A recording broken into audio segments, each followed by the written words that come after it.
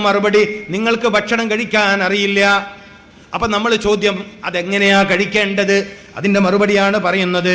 ഭക്ഷണം എന്ന വിഷയം വരുമ്പോൾ അവിടെ 4 കാര്യങ്ങളുണ്ട്. എപ്പോഴാണ് ഭക്ഷണം കഴിക്കേണ്ടത്? ഒരു മനുഷ്യൻ ഒരു ദിവസത്തിലെ ആദ്യത്തെ ഭക്ഷണം കഴിക്കേണ്ടത് പ്രഭാതത്തിലാണ്. അത് പഠിപ്പിക്കുന്ന മാസമാണ് ഷഹ്റു റമദാൻ. റമദാൻ പഠിപ്പിക്കുന്ന ഒരു പ്രധാനപ്പെട്ട പാഠമേതാണ്? അത്താഴം കഴിക്കുക എന്ന് പറയും. അത്താഴം ഇവിടെ എന്താ പറയാ? അത്താഴം കഴിക്കുക എന്ന് പറയും. നിങ്ങൾ അത്താഴത്തെ ഉപേക്ഷിക്കരുത്, അത് ബർക്കത്തുള്ള ഭക്ഷണമാണെന്ന് മുഹമ്മദുർ റസൂൽ. ഇവിടെ ശ്രദ്ധിക്കണം, നിങ്ങൾ അത്താഴം ഉപേക്ഷിക്കരുത്. തറാവീഹ് കഴിഞ്ഞു പോയി, വിഭവസമൃദ്ധമായ ഭക്ഷണം കഴിച്ചു എന്നതിൻ്റെ പേരിൽ തറാവീഹ് കഴിഞ്ഞു പോയാൽ ചില നാടുകളിൽ ഭക്ഷണം ഉണ്ടാവും. ക്ഷീണം മാറ്റാൻ ആ സമയത്ത് കഞ്ഞി നല്ലതാണ്. മഞ്ഞളും ജീരകവും തേങ്ങാപ്പാലും ചേർത്ത കഞ്ഞി തറാവീഹ് കഴിഞ്ഞാൽ ശരീരത്തിന് ഉന്മേഷം നൽകുന്നതും വയറിന് ഉന്മേഷം നൽകുന്നതും പിറ്റേന്നത്തെ നോമ്പിന് ശരീരത്തെ സജ്ജമാക്കുന്നതുമാണ്. പക്ഷെ സാധാരണ കഞ്ഞി ആയാൽ പോരാ, വെളുത്ത കഞ്ഞി പറ്റൂല, ഇത്തിരി മഞ്ഞ കളർ വേണം. പെണ്ണുങ്ങൾക്കാണ് ഈ പറഞ്ഞു കൊടുത്തത്. അടുത്ത റമദാൻ ഓർമ്മിച്ചോട്ടെ. ഏത് റമദാൻ അല്ലേ? ആയില്ലേ, ഇനിയിപ്പോൾ 4-5 മാസമല്ലേ ഉള്ളൂ. അപ്പം റമദാനിലേക്ക് എൻ്റെ സഹോദരിമാർ ഓർമ്മിച്ച് വെക്കുക. റമദാൻ വലിയ പാഠങ്ങളാണ്. റമദാൻ നൽകുന്ന വലിയ പാഠങ്ങളിൽ ഒരു പാഠം, ഒരു മനുഷ്യൻ എപ്പോഴാണ് ഭക്ഷണം കഴിച്ചു തുടങ്ങേണ്ടത്? നിങ്ങൾ ശ്രദ്ധിക്കേ, ഒരു മനുഷ്യൻ എപ്പോഴാണ് ഭക്ഷണം കഴിച്ചു തുടങ്ങേണ്ടത്? പുലർച്ചെ 5 മണിക്ക് മുമ്പ്. സയ്യിദുനാ മുഹമ്മദുർ റസൂൽ സല്ലല്ലാഹു അലൈഹി വസല്ലമ തങ്ങൾ നമ്മെ പഠിപ്പിച്ച വേറൊരു കാര്യമുണ്ട്. അത്താഴത്തിന് ഏറ്റവും നല്ല ഭക്ഷണം പഴമാണ്. നിങ്ങൾ ശ്രദ്ധിക്കേ, നിങ്ങളിവിടെ ശ്രദ്ധിച്ചാൽ വലിയ ഗുണം കിട്ടും. ഹോസ്പിറ്റലിൽ പോകുന്നതിൻ്റെ എണ്ണം കുറയും, ശരീരത്തിൻ്റെ രോഗത്തിൻ്റെ ശക്തി കുറയും, അവയവത്തിന് ശക്തി വർദ്ധിക്കും. കുറച്ച് കാര്യങ്ങൾ ശ്രദ്ധിച്ചാൽ മതി. എല്ലാവരുടെയും നിത്യജീവിതത്തിൽ ആവശ്യമുള്ള കാര്യമാണ് പറയുന്നത്. ആർക്കും ഇത് ഉപേക്ഷിക്കാൻ കഴിയില്ല. ആർക്കും ഉപേക്ഷിക്കാൻ പറ്റാത്ത പരിശുദ്ധ ഇസ്ലാമിന്റെ പരിശുദ്ധ റസൂൽ സല്ലല്ലാഹു അലൈഹി വസല്ലമ തങ്ങളുടെ അധ്യാപനങ്ങളാണ് പറയുന്നത്. അപ്പോ എപ്പോഴാണ് ഭക്ഷണം കഴിക്കേണ്ടത്? ഭക്ഷണം ശരീരത്തിൽ ഏറ്റവും ഗുണം ചെയ്യുന്ന സമയം. നിങ്ങളിൽ എത്രയോ ആളുകൾ ഹൃദയത്തിന് രോഗമുള്ളവരാണ്. ഹൃദ്രോഗികൾക്ക് ഏറ്റവും നല്ല ഭക്ഷണങ്ങളുടെ കൂട്ടത്തിൽ ഒരു ഭക്ഷണം നേന്ത്രപ്പഴമാണ്. അജുവ കഴിക്കും പോലെ. മനസ്സിലാക്കണം, നിങ്ങൾ അജുവ എന്ന ഈത്തപ്പഴത്തെക്കുറിച്ച് കേട്ടിട്ടുണ്ടോ? ഇമാം അലി റളിയല്ലാഹു തആല അൻഹു പറഞ്ഞിട്ടുണ്ട്, ഒരു ദിവസം ഒരു അജുവയെങ്കിലും കഴിക്കണം. നമുക്ക് കിട്ടുമോ? കേരളീയർക്ക് എവിടെ അജുവ കിട്ടാൻ? കേരളീയർക്ക് എവിടെയാണ് അജുവ കിട്ടാൻ? ഇനി കിട്ടുമെങ്കിൽ തന്നെ 2500 രൂപ 3000 രൂപയൊക്കെ വില കൊടുത്ത് അജുവ വാങ്ങാൻ നമ്മൾക്ക് എല്ലാവർക്കും കഴിയുമോ? കഴിയില്ല. അതുകൊണ്ട് വെളിയങ്കോട് ഉമർ ഖാലി റളിയല്ലാഹു തആല അൻഹു, കേരളീയ പണ്ഡിതന്മാരിലെ രാജാക്കന്മാരിൽ ഒരാൾ, കേരളീയ പണ്ഡിതന്മാരിലെ രാജാക്കന്മാരിലെ ഒരാൾ, വെളിയങ്കോട് ഉമർ ഖാലി റളിയല്ലാഹു തആല അൻഹു, സ്വാതന്ത്ര്യ സമര ചരിത്രത്തിലെ നായകന്മാരിൽ ഒരാൾ. മനസ്സിലാക്കണം, വെളിയങ്കോട് ഉമർ ഖാലി റളിയല്ലാഹു തആല അൻഹു നമുക്ക് പറഞ്ഞു തന്നു, രാവിലകളിൽ പഴുത്ത് പാകമായ നേന്ത്രപ്പഴം, ഏത്തപ്പഴം നിങ്ങൾ കഴിക്കുക. നേന്ത്രപ്പഴം തന്നെ ഇവിടെ പറയാം അല്ലേ? അതെ, പഴുത്ത് പാകമായ നേന്ത്രപ്പഴം ഒരു ദിവസം 1-2 കഴിച്ചാൽ നിങ്ങളിലെ ഹൃദയത്തിന് രോഗമുള്ള ആളുകൾ, ഒരു 10 അടി നടക്കുമ്പോഴേക്കും കിതപ്പ് വന്നിട്ട് ക്ഷീണിച്ച് വിയർത്ത് പോകുന്ന ആളുകൾ അല്ലേ, നിങ്ങളിലെ മുട്ടിന് തേയ്മാനം, അസ്ഥി തേയ്മാനം, കാൽമുട്ട് സുജൂദിൽ മടക്കാൻ പറ്റണില്ല, സുജൂദിൽ നെറ്റിത്തടം അള്ളാഹ്ക്ക് വേണ്ടി സമർപ്പിക്കാൻ കഴിയുന്നില്ല അല്ലേ, ഒന്ന് ശരിയായ രൂപത്തിൽ ബാത്റൂമിൽ ഇരിക്കാൻ കഴിയുന്നില്ല, പലർക്കും മുട്ട് മടങ്ങില്ല. എപ്പോഴാ ഭക്ഷണം കഴിക്കേണ്ടത്? നാളെ മുതൽ നിങ്ങൾ ഈ സദസ്സിലിരിക്കുന്ന ഭാഗ്യവതികളും ഭാഗ്യവാന്മാരും സുബഹ് നിസ്കാരം അതിനു മുൻപോ അല്ലെങ്കിൽ സുബഹ് നിസ്കരിച്ച ഉടനെയോ പഴുത്ത് പാകമായ നേന്ത്രപ്പഴവും വീട്ടിലുണ്ടെങ്കിൽ ഈത്തപ്പഴവും കഴിക്കും. നിങ്ങളുടെ വീട്ടിൽ കഴിക്കാൻ ഈത്തപ്പഴം ഇല്ലെങ്കിൽ നിങ്ങളുടെ വീട്ട് പട്ടിണിയിലാണെന്ന് റസൂലുള്ളാഹി. ഈത്തപ്പഴമില്ലാത്ത വീട്, കാരക്കയില്ലാത്ത വീട് പട്ടിണിയിലാണ്, പട്ടിണിക്കാരുടെ വീടാണ്. ഞാൻ നിങ്ങളോട് ഈ സദസ്സിൽ ഒരു കാര്യം പറഞ്ഞിട്ടുണ്ട്. നിങ്ങളിൽ പലർക്കും ഭക്ഷണം കഴിക്കാൻ അറിയില്ല. എന്ന് വെച്ചാൽ അവനവന്റെ ശരീരത്തിന് ആവശ്യമുള്ള ഭക്ഷണം കഴിക്കാൻ അറിയില്ല. ഇപ്പം നിങ്ങൾ ഈ നാട്ടിൽ എല്ല് രോഗമുള്ള ഒരുപാട് ആളുണ്ടാവും. അവർ ആഴ്ചയിൽ 2 ദിവസം ബീൻസ് എന്നല്ലേ പറയാം. എനിക്ക് പേടി എന്താ, ഞാൻ കണ്ണൂരിൽ നിന്ന് ബീൻസ് എന്ന് പറയില്ലേ, ആ ലൈറ്റ് പച്ച കളറിലുള്ള ആ പയർ, നീളമുള്ള സംഭവമല്ല. ഓക്കെ അല്ലേ? പിന്നെ അമര എന്ന് പേരുള്ള ഒരു പയറുണ്ട്, അമരപ്പയർ, കുറച്ച് വീതിയുള്ള അമര. എന്താ ഇത് കഴിക്കണം. ആഴ്ചയിൽ 2 ദിവസം ബീൻസ്, ആഴ്ചയിൽ 2 ദിവസം അമര, ആഴ്ചയിൽ 2 ദിവസം ബ്രോക്കോളി എന്ന് പറഞ്ഞിട്ടൊരു സാധനം. നമ്മുടെ ഈ കോളിഫ്ലവറിന്റെ പച്ച മനസ്സിലാവുന്നുണ്ടോ? കോളിഫ്ലവർ എന്ന് പറഞ്ഞാൽ എല്ലാവർക്കും അറിയും അല്ലേ? അതിൻ്റെ പച്ച കളറിൽ വരുന്ന ഒരു വെജിറ്റബിൾ ആണ് ബ്രോക്കോളി. അപ്പം മുട്ടുതൈമാനം എന്ന് പറഞ്ഞിട്ട് മംഗലാപുരത്ത് ഇടക്കടെ പോണ്ടി വരില്ല. നിങ്ങൾ നിങ്ങളിത് കഴിച്ചോക്കി. ഈ ക്ലാസ് നിങ്ങൾക്ക് ജീവിതത്തിൽ ഉപകാരപ്പെടും. നിങ്ങളിത് കഴിക്കുക. പക്ഷെ ഒരിക്കൽ കഴിച്ച് പിന്നെ അടുത്തോല്ലല്ല കഴിക്കേണ്ടത്. അങ്ങനെ ഒരു സ്വഭാവം. ബീൻസ് കഴിക്കാൻ പറഞ്ഞു, ഈ ആഴ്ച ഏതായാലും അത് കഴിച്ചു നോക്കാം, പിന്നെ അടുത്ത ആഴ്ച കിട്ടിയും കഴിച്ചില്ലെങ്കിൽ. അങ്ങനെയല്ല, ആഴ്ചയിൽ 2 ദിവസം. പെണ്ണുങ്ങന്മാർ ശ്രദ്ധിക്കണ്ടോ അവിടെ? പെണ്ണുങ്ങന്മാർക്ക് ഇതെല്ലാം പറഞ്ഞു കൊടുക്കേണ്ടത്. ആഴ്ചയിൽ 2 ദിവസം ബീൻസ്, 2 ദിവസം പറയും അമര അല്ലേ, അമര. ആഴ്ചയിൽ 2 ദിവസം കിട്ടുമെങ്കിൽ ബ്രോക്കോളി, അത് കിട്ടില്ലെങ്കിൽ മുതിര എന്ന് പറഞ്ഞിട്ടൊരു സാധനമുണ്ട്, മുതിര. അല്ല, കണ്ടിട്ടും അതിൻ്റെ പേര് കേട്ടിട്ടും കാലത്രയായി. എൻ്റെ പ്രിയപ്പെട്ടവരെ, ശരീരത്തിന് ആവശ്യമുള്ളത് കണ്ടെത്തിയിട്ട് ഭക്ഷണമായി കഴിക്കണം. കുലൂ, നിന്റെ ശരീരത്തിന് ആവശ്യമുള്ള വസ്തുക്കളെ കണ്ടെത്തിയിട്ട് നീ ഭക്ഷണം കഴിച്ചാൽ നിനക്ക് രോഗം വരില്ല എന്നാണ് അതിൻ്റെ അർത്ഥം. അങ്ങനെ അതിൻ്റെ അർത്ഥം. ഭക്ഷണം കഴിക്കൂ എന്ന് പറഞ്ഞാൽ അതിൻ്റെ അർത്ഥം എന്താണ്? നിന്റെ ശരീരത്തിന് ആവശ്യമുള്ള വസ്തുക്കളെ നീ കണ്ടെത്തണം, എന്നിട്ടത് കഴിക്കേണ്ടുന്ന രൂപത്തിൽ കഴിക്കണം. അപ്പൊ ഭക്ഷണം കഴിക്കുന്നുണ്ട്. ഗുണമുണ്ടോ? ഗുണമില്ല. ഗുണമുണ്ടോ എന്ന് ചോദിച്ചാൽ ഗുണമില്ല. ഭക്ഷണം കഴിക്കുന്നുണ്ടോ എന്ന് ചോദിച്ചാൽ ഉണ്ട്. ഇതാണ് നമ്മുടെ ഒരു അവസ്ഥ. അപ്പൊ ഞാൻ പറഞ്ഞു വന്നത് പഴത്തെക്കുറിച്ചാണ്. എൻ്റെ പ്രിയപ്പെട്ട മുഅ്മിനീങ്ങളെ, നമ്മുടെ പ്രിയപ്പെട്ട പിതാവ് അബുൽ ബശർ ആദം അലൈഹിസ്സലാം ഈ ഭൂമിയിലേക്ക് താമസിക്കാൻ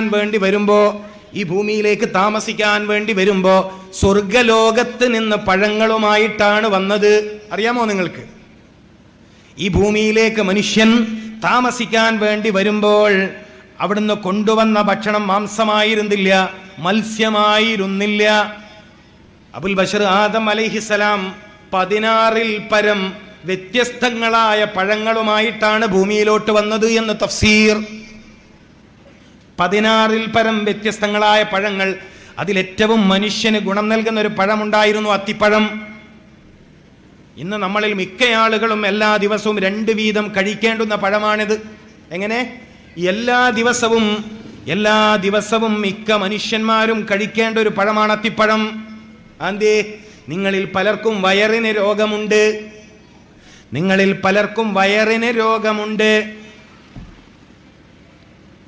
ഒത്തീൻ. ഞാൻ ഇന്ന്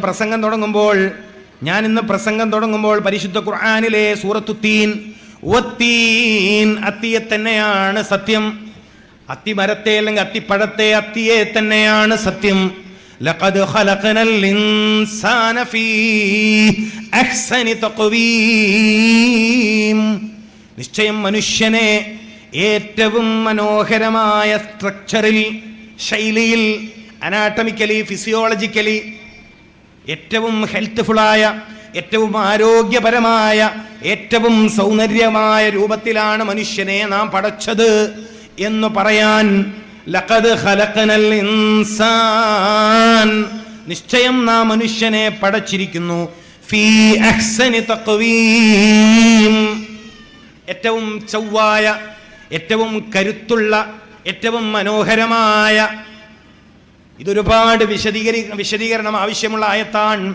ഏറ്റവും മനോഹരമായ രൂപത്തിലാണ് മനുഷ്യനെ നാം പടച്ചത് എന്ന് പറയാൻ, ഇങ്ങനെ ഒരു കാര്യം പറയാൻ അള്ളാഹു ആദ്യം സത്യം ചെയ്തത് ഏത് പഴത്തെ കൊണ്ടാണ്?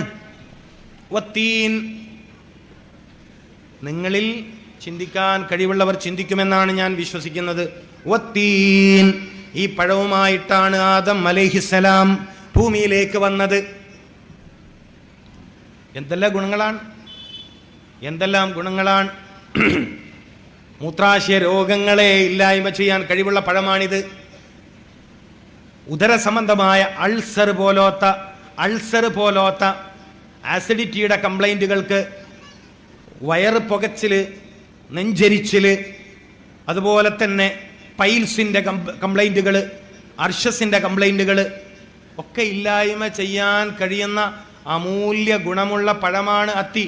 എന്നതിനേക്കാൾ അത്തിപ്പഴത്തിൻ്റെ വലിയ ഗുണം എന്താണ്? മനുഷ്യ ശരീരത്തിൻ്റെ പ്രതിരോധ ശക്തിയെ അത് വർദ്ധിപ്പിക്കും. നമ്മൾ ചോദിച്ചല്ലോ, രോഗം വന്ന് ചികിത്സിക്കുന്നതാണോ നല്ലത്, രോഗം വരാതെ സൂക്ഷിക്കലാണോ നല്ലത്? ഒരു മനുഷ്യന് ഈ ദുനിയാവിൽ ഏറ്റവും ആവശ്യം പ്രതിരോധമാണ്, പ്രതിരോധശേഷിയാണ് ആവശ്യം. മനുഷ്യ ശരീരത്തിന്റെ പ്രതിരോധശേഷി ശക്തിപ്പെടുത്താൻ ഒരു പക്ഷേ ശ്രദ്ധിക്കണം, മനുഷ്യന്റെ ശരീരത്തിന്റെ പ്രതിരോധശേഷി ശക്തിപ്പെടുത്താൻ മുലപ്പാൽ കഴിഞ്ഞാൽ ഒരു പക്ഷേ അത്തിപ്പഴത്തോളം നിങ്ങളെ സഹായിക്കുന്ന വേറെ വസ്തു ഇല്ല. നിങ്ങൾ ചിന്തിക്കുക, നിങ്ങൾ മനസ്സിലാക്കേണ്ട കാര്യമാണ്. എല്ലാ സമയത്തും മനുഷ്യന്മാർക്ക് കഴിക്കാൻ പറ്റുന്ന ചില പഴങ്ങളുണ്ട്. ചില പഴങ്ങളോ അതിൻ്റെ സീസണിൽ മാത്രമേ കഴിക്കാൻ പാടുള്ളൂ. മാങ്ങ എന്ന് പറയുന്നത് അതിൻ്റെ സീസണിലേ കഴിക്കാവൂ. ഓഫ് സീസണിൽ മാങ്ങ കഴിക്കരുത്. വിപണിയിൽ കിട്ടുമെന്ന് പറഞ്ഞിട്ട് കാര്യമില്ല. നമ്മുടെ നാട്ടിൽ മാമ്പഴം എപ്പോഴാണോ ഉണ്ടാവുന്നത് ആ സമയത്താണ് മാങ്ങ കഴിക്കേണ്ടത്. എപ്പോഴാ ചക്ക കഴിക്കേണ്ടത്? കേരളീയ സമൂഹത്തിൻ്റെ വലിയൊരു സൗഭാഗ്യമുള്ള പഴമാണല്ലോ ചക്ക, ജാക്ക് ഫ്രൂട്ട്. പച്ച ചക്കയിൽ പ്രമേഹത്തെ പ്രതിരോധിക്കാൻ കഴിവുള്ള അമൂല്യമായ ഔഷധ ഗുണമുണ്ട്. അപ്പൊ ചക്ക കഴിക്കേണ്ടത് അതിൻ്റെ സീസണിലാണ്.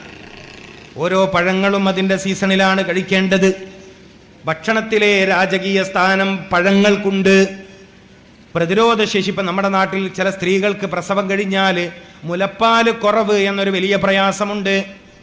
ഇന്ന് ഒരുപാട് സ്ത്രീകൾക്ക് ആ പ്രയാസമുണ്ട്.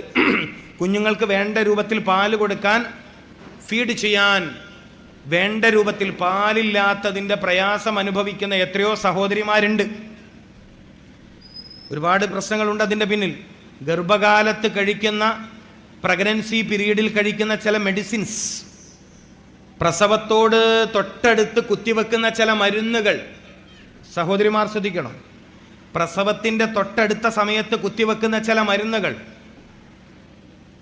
പ്രസവം എളുപ്പമാക്കുമെന്ന് പേര് പറഞ്ഞു നൽകുന്ന ചില മരുന്നുകൾ മുലപ്പാല് വറ്റിക്കാൻ കാരണമായി തീരുന്നു എന്ന് ആരോഗ്യരംഗത്ത് ചില ചർച്ചകളുണ്ട്.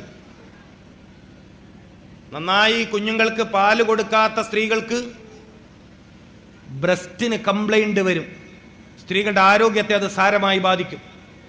മുലപ്പാല് കൊടുക്കുന്നതിലൂടെ പാല് കൊടുക്കുന്ന കുഞ്ഞിന് കിട്ടുന്നതിനേക്കാൾ ഒരുപക്ഷെ ആരോഗ്യം അത് കൊടുക്കുന്ന ഉമ്മാക്ക് കിട്ടുന്നുണ്ട്.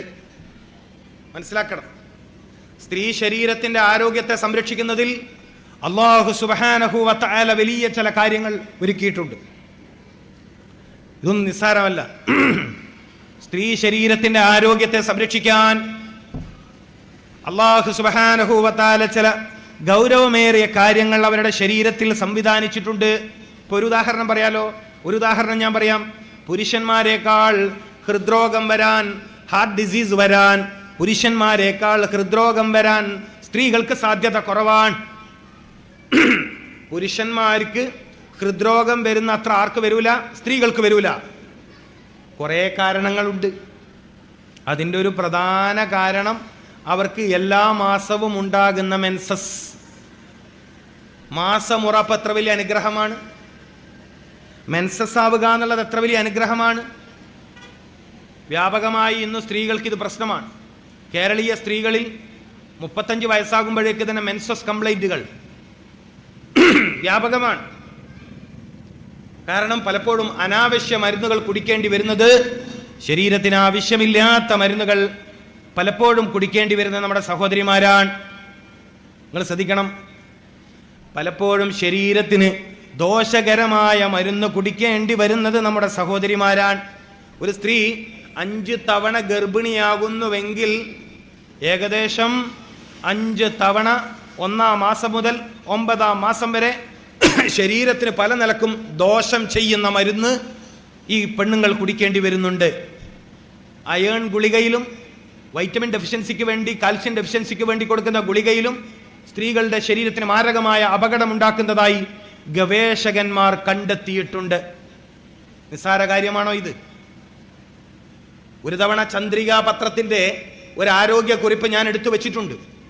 ചന്ദ്രികാ പത്രത്തിൽ വന്ന ഒരു ആരോഗ്യക്കുറിപ്പിൽ ഞാൻ വായിച്ചു ഞെട്ടിപ്പോയി. ഈ സ്ത്രീകൾ ഗർഭകാലത്ത് കഴിക്കുന്ന അയേൺ ഗുളികയിൽ ഇരുമ്പിന്റെ അയിര് കണ്ടെത്തി. ഇരുമ്പയിര് കണ്ടെത്തി. നിസ്സാര കാര്യമാണോ? കേരളത്തിൽ ഈ അടുത്ത കാലത്ത് ഒരു 5-6 കൊല്ലമായിട്ട് സ്ത്രീകൾക്കിടയിൽ ഒരു പുതിയ പ്രശ്നം. 35 വയസ്സെല്ലാം കഴിഞ്ഞാൽ പിന്നെ ബ്ലീഡിങ് നിൽക്കൂല. മെൻസസ് ആയ രക്തം ഒരേ പോക്ക. 40 വയസ്സിനോടടുത്ത സ്ത്രീകളിൽ വ്യാപകമായി പ്രശ്നമുണ്ട്. പുരുഷന്മാർക്ക് ഇതിന്റെ ഗൗരവം അറിയില്ല, സ്ത്രീകൾക്കും ഇതിന്റെ ഗൗരവം അറിയില്ല.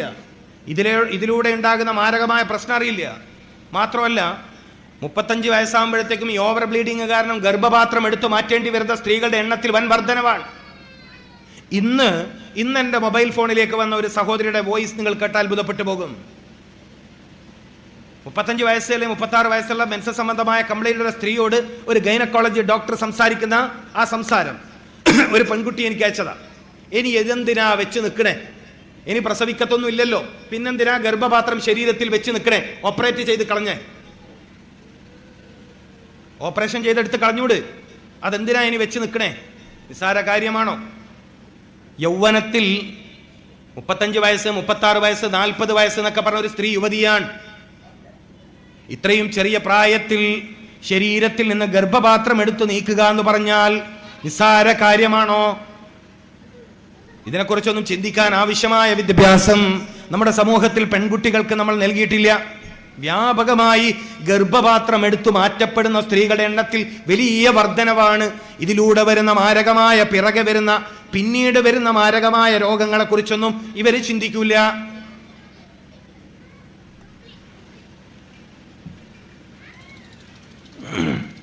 നിങ്ങൾ കേട്ടിട്ടുണ്ടോ ഈ അടുത്ത കാലത്ത് മിക്ക സ്ത്രീകൾക്കും ഗർഭപാത്രത്തിൽ മുഴ? നിങ്ങൾ കേട്ടിട്ടില്ലേ ഇതൊന്നും? മഹല്ല് സർവേ നടത്തൂ. മിക്ക സ്ത്രീകൾക്കും ഗർഭപാത്രത്തിൽ മുഴയെന്നാണ് ഡോക്ടർമാർ പറയുന്നത്. എന്തായിരിക്കും കാരണം? ഇതൊക്കെ നിസ്സാര വിഷയങ്ങളാണോ? ഇതൊക്കെ ചർച്ച ചെയ്യേണ്ടതില്ലേ? ഇതിനൊക്കെ പരിഹാരം കണ്ടെത്തേണ്ടതില്ലേ? ഇത് നിസ്സാര കാര്യമാണോ? താൽക്കാലികമായി പ്രസവം നിയന്ത്രിക്കാൻ കഴിക്കുന്ന ചില മരുന്നുകളൊക്കെ സ്ത്രീകൾ ശ്രദ്ധിക്കാനാ പറയുന്നത്. പ്രസവം നിയന്ത്രിക്കാൻ കഴിക്കുന്ന ഗുളികകളൊക്കെ മാരക രോഗത്തിന്റെ ദുരിതത്തിലേക്ക് തള്ളിയിടും. മനസ്സിലായിക്കൊള്ളികള്. ചില സ്ത്രീകൾ ഗർഭം നിയന്ത്രിക്കാൻ, പ്രസവം നിയന്ത്രിക്കാൻ തൽക്കാലം പ്രഗ്നന്റ് ആവണ്ടെന്ന് കരുതിയിട്ട് പ്രഗ്നൻസിയെ തടയാൻ വേണ്ടി കഴിക്കുന്ന മരുന്നുകളൊക്കെ പിന്നീട് നിങ്ങൾക്ക് തരുന്ന മാരകമായ രോഗങ്ങൾ. അപ്പൊ ഗർഭപാത്രത്തിൽ മുഴ എങ്ങനെ വന്നു? ഫൈബ്രോയിഡിന്റെ പ്രശ്നം എവിടെ നിന്ന് വന്നു? സിസ്റ്റ് എവിടെ നിന്ന് വന്നു? ഇതൊന്നും പരലോകത്ത് പോയി പഠിക്കേണ്ട വിഷയമല്ല. ഇവിടുന്ന് പഠിച്ചിട്ട് ഇവിടുന്ന് സലാമത്താവണം. കാരണം മനുഷ്യന്മാര് ഇത്തരം പ്രയാസങ്ങളിലാണ് ജീവിക്കുന്നത്. മനുഷ്യന്മാര് രോഗത്തിന്റെ പ്രയാസങ്ങളിൽ ജീവിക്കുമ്പോ അതിന് പരിഹാരം പറയാതെ മുസ്ലിം ഉമ്മത്ത് എന്ന് പറഞ്ഞ് ജീവിക്കാൻ നമുക്ക് അവകാശമില്ല. മനുഷ്യ സമൂഹത്തിന്റെ പ്രയാസത്തെ നീക്കേണ്ടവരാണ് മുസ്ലിമീങ്ങളുടെ ജീവിത ദൗത്യം. മനുഷ്യ സമുദായം അകപ്പെട്ടു പോകുന്ന പ്രയാസങ്ങൾക്ക് പരിഹാരം കൊടുക്കാനാണ് നമ്മെ അല്ലാഹു പുറപ്പെടുവിച്ചത്. മനുഷ്യന്റെ പ്രയാസം ദൂരീകരിക്കാൻ വേണ്ടിയാണ് നിങ്ങളെ നാം പുറപ്പെടുവിച്ചത്. മനുഷ്യന്റെ ആവശ്യങ്ങൾക്ക് പരിഹാരം പറഞ്ഞു കൊടുക്കാനാണ് നിങ്ങളെ നാം പുറപ്പെടുവിച്ചത്. മനുഷ്യന്റെ പ്രയാസം രോഗങ്ങളാണ്, മനുഷ്യന്റെ പ്രയാസം വേദനകളാണ്, മനുഷ്യന്റെ പ്രയാസം ശരീരത്തെ വേണ്ടതുപോലെ ഉപയോഗിക്കാൻ കഴിയാത്തതാണ്. നടക്കാൻ പറ്റാത്ത ആളുകൾ, ഇരിക്കാൻ പറ്റാത്ത ആളുകൾ, ഉറക്കം കിട്ടാത്ത ആളുകൾ, വിശപ്പില്ലാത്ത ആളുകൾ, മരുന്ന് കുടിച്ചിട്ടും രോഗം ഭേദമാവാത്ത ആളുകൾ, അവരോട് പറയണം ഖുർആൻ നിങ്ങൾക്ക് പരിഹാരമാണ്. അപ്പൊ രോഗം വരാതിരിക്കാൻ, രോഗം മാരകമാണെങ്കിൽ ചികിത്സിച്ചിട്ട് രോഗം ഭേദമാവില്ലെങ്കിൽ അത് വരാതിരിക്കലാണ് നല്ലത്.